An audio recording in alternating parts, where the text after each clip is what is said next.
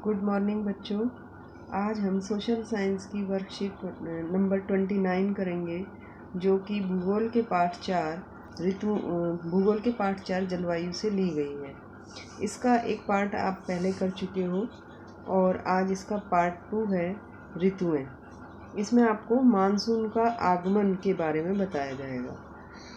हमेशा की तरह इसमें अपना नाम लिखना है, विद्यार्थी के नाम की जगह पे, और शिक्षक का नाम लिखना है जहाँ शिक्षक का नाम दिया हुआ है। इसके बाद वर्कशीट आपकी शुरू होती है। इसमें सबसे पहले है जो बताया गया है कि जून के आरंभ में उत्तरी मैदानों के उच्च तापमान के कारण निम्न दाब की स्थिति बन जाती है।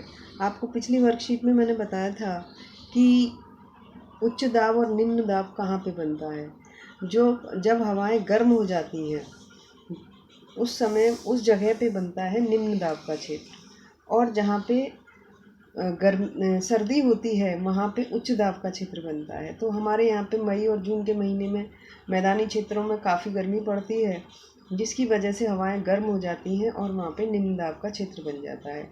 लेकिन जो समुद्र होते हैं वहाँ पे जो है वहाँ का जो पानी है वो सूरज की गर्मी से इतनी जल्दी गर्म नहीं होता है और वहाँ पे तापमान कम होता है, जिसकी वजह से वहाँ पे उच्च जो है तापमान का क्षेत्र बन जाता है, उच्च दाब का क्षेत्र बन जाता है। तो इस तरीके से जो हवाएं हैं वो समुद्र से मैदानों की तरफ चलने लगती हैं, जिसको हम मानसून का आगमन कहते हैं। इसके बाद है वहीं दक्षिणी समुद्रों के ऊपर अपेक्षाकृत कम तापमान के कारण उच्च दाब का क्षेत्र बन जाता है, जो मैंने अभी आपको बताया है। फलस्वरूप समुद्र से नमी युक्त दक्षिणी पश्चिमी पवनें स्थल की ओर बहना शुरू हो जाती हैं। जब यहाँ पे मैदानी क्षेत्रों में निम्न दाब का क्षेत्र बन जाता है और उच्च दाब का क्षेत्र समुद्रों पे होता है, इसलिए हवाएं जो है हमेशा निम्न दाब की तरफ भागती हैं। तो समुद्र से हवाएं मैदानों की तरफ चलती हैं, जिससे कि मानसून आता है। इसके बाद है प्रारंभ में पश्चिमी घाट के दक्षिणी छोर के पवन सामने वाले भाग में ये नमी युक्त पवनें भारी वर्षा करती हैं और फिर ये दो भागों में बढ़ जाती हैं, अरब सागर शाखा और बंगाल की खाड़ी शाखा। जो हमारा ये मानसून है वो दो शाखाओं में पूरे भारत में पहुंचता है। एक तो आपको पता है कि जो हमारा भारत का निचला हिस्सा है, जिसे हम प्रायद्वीपीय हिस्सा कहते हैं, ये इसके राइट साइड में जो है बंगाल की खाड़ी है और लेफ़्ट साइड में अरब सागर है। तो यहाँ से दोनों साइड से जो है वो ये मानसूनी हवाएं उठती हैं और धीरे धीरे ये पूरे भारत में फैल जाती हैं। इसके बाद है धीरे धीरे ये संपूर्ण भारत को आच्छादित कर लेती हैं, यानी ढक लेती हैं। ये आपके साथ वर्कशीट के साथ में मैप दिए हुए हैं, इसमें आपको अभी थोड़ी देर में इसको समझाऊंगी मैं। इसके बाद है सर्वाधिक वर्षा भारत के उत्तर पूर्वी हिस्सों व द्वीप समूह में होती है। जो सबसे ज़्यादा वर्षा होती है वो भारत के उत्तरी पूर्व हिस्से में होती है, और द्वीप समूह आपको पता है कि बंगाल की खाड़ी में जो हमारा द्वीप समूह है वो है अंडमान निकोबार द्वीप समूह, और अरब सागर में हमारा लक्षद्वीप समूह है। तो यहाँ पे सबसे ज़्यादा वर्षा होती है। मेघालय स्थित मासिन राम विश्व में सबसे अधिक वर्षा वाला क्षेत्र है। मानचित्र 2 में इसे वर्षा के वार्षिक वितरण में आपको मैं समझाऊंगी। इसके बाद है वर्षा में विराम मानसून से संबंधित एक अन्य परिघटना है। आपने देखा होगा कि बारिश के मौसम में जब मानसून आ जाता है तो उसके बाद कई बार क्या होता है कि वर्षा में एक विराम आ जाता है, यानी रुकावट आ जाती है। काफ़ी दिन तक, यानी 10 दिन तक, 8 दिन तक वर्षा नहीं होती है, और कभी वर्षा शुरू होती है तो 4 दिन, 5 दिन या सप्ताह भर लगातार भी होती है। तो ये जो मानसून में रुकावट आ जाती है कि बारिश आई और उसके बाद 5-7 दिन तक बारिश नहीं आई, तो इसको हम कहते हैं वर्षा में विराम। ये विराम जो होता है वो किस वजह से होता है? ये जो है मानसूनी गर्त के अक्ष के खिसकने के कारण होता है। ये अक्ष मैदानी इलाकों से हिमालय के पर्वतीय इलाकों तक स्थानांतरित होते रहते हैं। एक जो है अक्ष बन जाता है वर्षा का, और वो जो है हिमालय की तरफ खिसक जाता है, पर्वतीय क्षेत्रों की तरफ खिसक जाता है, जिसकी वजह से ये अंतराल जो है गैप वर्षा के बीच में आ जाते हैं। इसके बाद है अक्ष की उपस्थिति वर्षा सुनिश्चित करती है, जबकि इसकी अनुपस्थिति शुष्कता लाती है। जो ये अक्ष बनता है वर्षा लाने के लिए, जो दबाव क्षेत्र बन जाता है, उसकी वजह से वर्षा होती है। और अगर ये अक्ष नहीं बन पाता है तो वर्षा नहीं होती है और सूखा जैसा हो जाता है। इसके बाद है उष्णकटिबंधीय निम्न दाब की तीव्रता एवं आवृत्ति भी मानसूनी वर्षा की मात्रा एवं समय को निर्धारित करती है। निम्न दाब की तीव्रता कि जिन क्षेत्रों में हवा बहुत गर्म हो गई है वहाँ निम्न दाब क्षेत्र बन गया है, बहुत ज़्यादा वहाँ पे निम्न दाब क्षेत्र बन गया है, और उस कितनी बार बन रहा है उस पे वहाँ की वर्षा की मात्रा निर्भर करती है। जहाँ ज़्यादा निम्न दाब क्षेत्र बनेगा, बार बार निम्न दाब क्षेत्र बनेगा, वहाँ पे वर्षा की मात्रा ज़्यादा होगी और समय भी वहाँ पे ज़्यादा समय तक वहाँ पे वर्षा होगी, और जहाँ कम बनेगा वहाँ कम होगी। यही वजह है कि यदि एक भाग में बाढ़ आती है तो दूसरे भाग में सूखा पड़ता है। आप लोग देख रहे हो कि भारत के बहुत सारे हिस्से हैं जहाँ बाढ़ आई हुई है, लेकिन कुछ हिस्से ऐसे भी हैं जहाँ सूखा पड़ा हुआ है, वहाँ इतनी ज़्यादा बारिश ही नहीं है। तो ये सब इसी कारण होता है। इसके बाद अगला है मानसून को उसकी अनिश्चितता के लिए जाना जाता है तथा इसका आगमन और वापसी अव्यवस्थित होती है। मानसून हर साल उसकी जो डेट होती है उससे या तो पहले आ जाता है या बाद में आता है। कभी ये नहीं है कि जो डेट निश्चित है उसी पे आएगा। मानसून में ये अनिश्चितता बहुत ज़्यादा होती है। समय की भी पता नहीं होता है कि 10-20 दिन पहले भी आ जाता है, 10-20 दिन बाद भी आता है, और कितने बारिश होगी ये भी निश्चित नहीं होता। किसी साल बहुत ज़्यादा बारिश होती है और किसी साल बहुत कम बारिश भी होती है। तो इस तरह से मानसून को अनिश्चितता के लिए जाना जाता है कि मानसून का कुछ नहीं कह सकते कि ज़्यादा आएगा, कम आएगा या बहुत कम वर्षा होकर चला जाएगा। तो ये इस तरह से इस वर्कशीट में आपको बताया गया है। अभी हम ज़रा मैप को देखते हैं, जो ये मैप दिए हुए हैं। ये जो मैप है 2, इसमें वर्षा के वितरण को दिखाया गया है। तो इसमें हम देखेंगे कि जो वर्षा है, इसमें जो बॉक्स दिया हुआ है, इस बॉक्स को आप देखो कि इसमें बताया गया है कलर। ये जो कलर दिखाए गए हैं, इन कलर के माध्यम से वर्षा का वितरण बताया गया है। जो सबसे पहला कलर है इसमें दिखाया गया है डार्क ब्लू कलर का जो कलर है।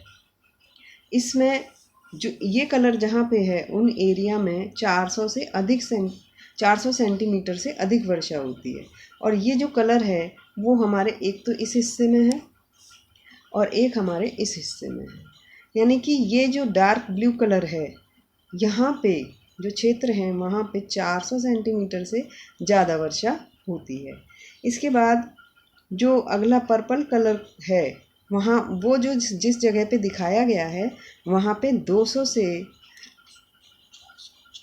400 सेंटीमीटर के बीच में वर्षा होती है। और ये एरिया भी आपके जो हैं यहाँ पे ही है, एक तो यहाँ पे है और एक यहाँ पे दोबारा उसके बाद में जो एरिया बना हुआ है वो है। तो इन क्षेत्रों में जो है 200 से 400 सेंटीमीटर के बीच वर्षा होती है।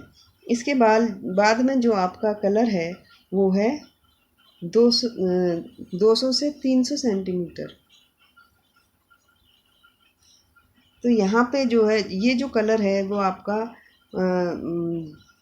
आसमानी कलर है, थोड़ा डार्क वाला, और वो जो क्षेत्र हैं वो आपके हैं, ये क्षेत्र बने हुए हैं, ये क्षेत्र बना हुआ है। इन क्षेत्रों में जो वर्षा है वो 200 से 300 सेंटीमीटर के बीच में होती है। इसके बाद जो अगला कलर है आपका, इसमें है 50 से 100 सेंटीमीटर वर्षा वाले क्षेत्र। 50 से 100 सेंटीमीटर वाले जो क्षेत्र हैं उनका कलर जो है वो थोड़ा और हल्का ब्लू है। तो ये जो क्षेत्र हैं हमारे ये हैं, और इसके बाद ये क्षेत्र हैं। इन क्षेत्रों में जो है वर्षा की मात्रा 50 से 100 सेंटीमीटर है। इसी तरह से 40 से 60 सेंटीमीटर की जो वर्षा वाले क्षेत्र हैं वो उससे भी लाइट कलर में जा रहे हैं और उनकी जो है उपस्थिति यहाँ पे दिखाई गई है। ठीक है। इसके बाद है 20 से 40 सेंटीमीटर के वर्षा वाले क्षेत्र। ये उन जगह के लिए हैं जहाँ पे बहुत ही ज़्यादा कम वर्षा होती है और ये क्षेत्र आपको दिख रहे हैं यहाँ पे यहाँ पे बहुत कम वर्षा होती है। इस तरह से इसमें जो है आपको वर्षा का वितरण दिखाया गया है। तो आगे अब हम इस वर्कशीट में क्वेश्चन आंसर देखते हैं। इसमें सबसे पहला जो क्वेश्चन है वो है, भारत में जून के महीने में समुद्र से स्थल की ओर हवाएं क्यों चलने लगती हैं।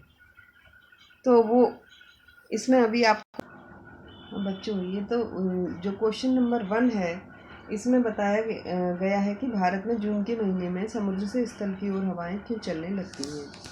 तो ये आपको मैंने अभी वर्कशीट में भी समझाया था कि जून के प्रारंभ में उत्तरी मैदानों में उच्च तापमान के कारण निम्न दाब की स्थिति बन जाती है।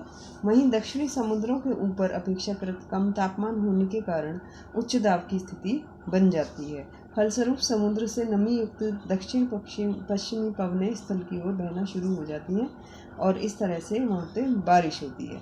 इसके बाद अगला जो क्वेश्चन है वो है, मानसूनी वर्षा की मात्रा और समय किन बातों पर निर्भर करता है। तो वर्षा में विराम मानसून से संबंधित एक अन्य परिघटना है जो मानसूनी गर्त के अक्ष के खिसकने के कारण होता है। अक्ष की उपस्थिति में वर्षा सुनिश्चित होती है, जबकि अनुपस्थिति में शुष्कता लाती है, यानी कि सूखापन लाती है, वहाँ पे बारिश नहीं होती। उष्णकटिबंधीय निम्न दाब की तीव्रता एवं आवृत्ति भी मानसूनी वर्षा की मात्रा एवं समय को निर्धारित करती है। इसके बाद है क्वेश्चन नंबर 3, वर्षा में विराम की मानसूनी परिघटना से आप क्या समझते हैं, यह क्यों होती है।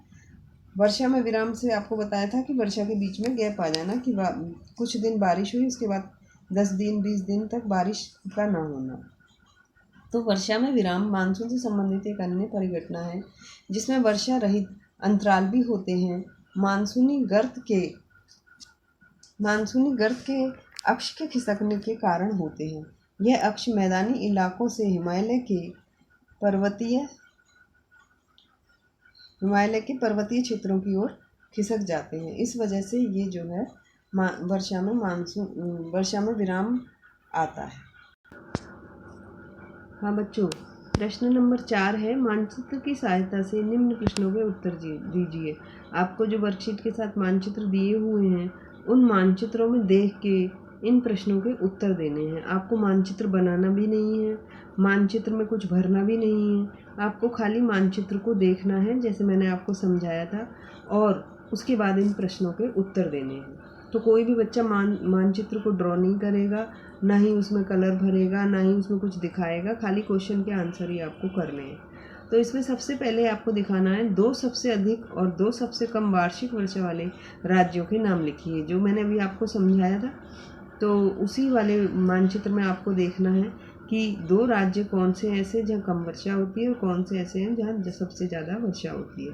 तो इसका आंसर है कि सबसे अधिक वर्षा वाले राज्य हैं मेघालय और अंडमान निकोबार द्वीप समूह, यहाँ पे सबसे ज़्यादा वर्षा होती है। इसके बाद 2 सबसे कम वर्षा वाले राज्य हैं राजस्थान और गुजरात। इसके बाद अगला क्वेश्चन है, दिल्ली, मुंबई, कोलकाता, चेन्नई में मानसून पहुंचने की संभावित तिथि क्या है। कौन सी डेट है जो है पॉसिबल जिस समय ये मानसून वहाँ पे पहुंच सकता है। तो यहाँ पे बताया गया है कि दिल्ली में जुलाई का प्रथम सप्ताह यानी वीक होता है, फर्स्ट वीक जुलाई का मानसून पहुंचने के लिए, और मुंबई 10 जून, कोलकाता 7 जून और चेन्नई सितंबर में मानसून पहुंचता है। तो इस तरह से ये आपकी वर्कशीट ख़त्म होती है और सभी बच्चे ध्यान से वर्कशीट को करेंगे